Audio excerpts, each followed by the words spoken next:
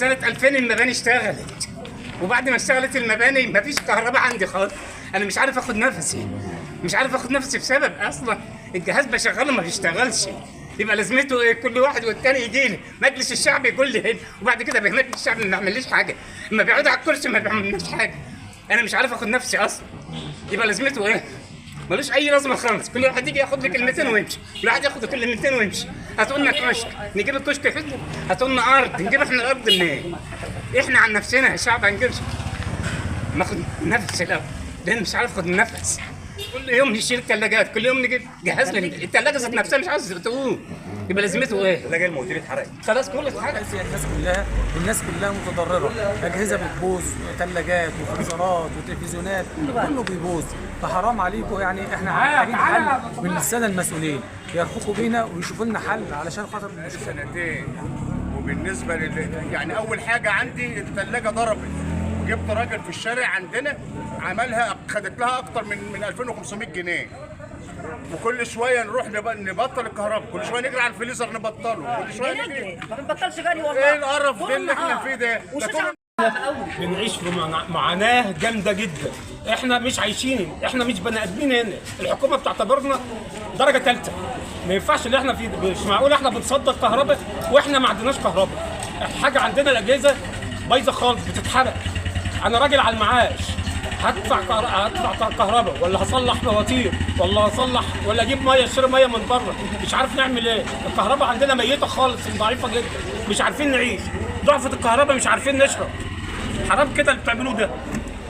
احنا لو سمحت، احنا كده بقالنا اكتر من 6 سنين بنشتكي في الموضوع ده، وكل شويه يجوا معانا ويقولوا لنا هنشوفوا لنا مكان الكشك. الشركه لو عايزه تركب الكشك كانت ركبته.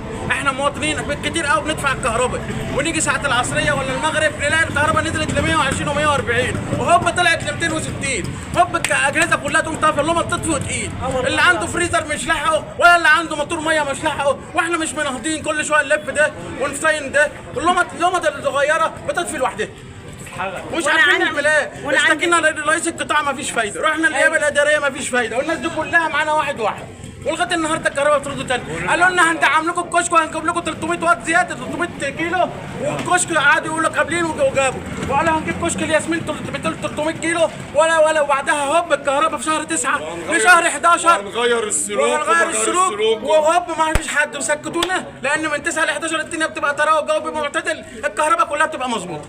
ونرجع تاني نرمي العيادات القديم. لو جينا نشغل شويه دفايات ولا شويه مراوح زي ما الدنيا كلها بتعمل، هوب الكهرباء تبص هوب نزلت في الارض. والمدير متحجج اللي الشركه بتاع الكهرباء اصلا بعتله الكهرباء ناقصه من 11 واط ل 9 واط.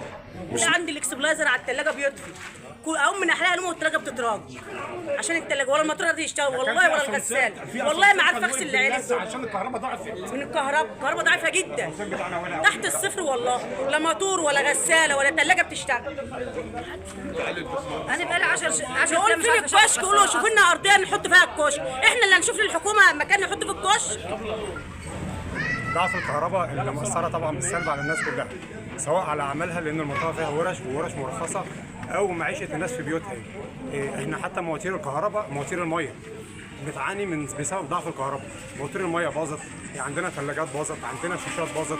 طبعا اجهزتنا جايه بفلوس وكل الناس بتخسر. فبنشد طبعا المسؤولين عن طريقكم ان احنا نعلي صوتنا طبعا بوجودكم معانا، ان احنا نعالج المشكله ديت بالطريقه اللي هم يختاروها. احنا طبعا موافقين عليها، وربنا ييسر الحال ان شاء الله والمشكله تتحل عن طريقكم. يعني شكرا جزيلا لوجودكم معانا.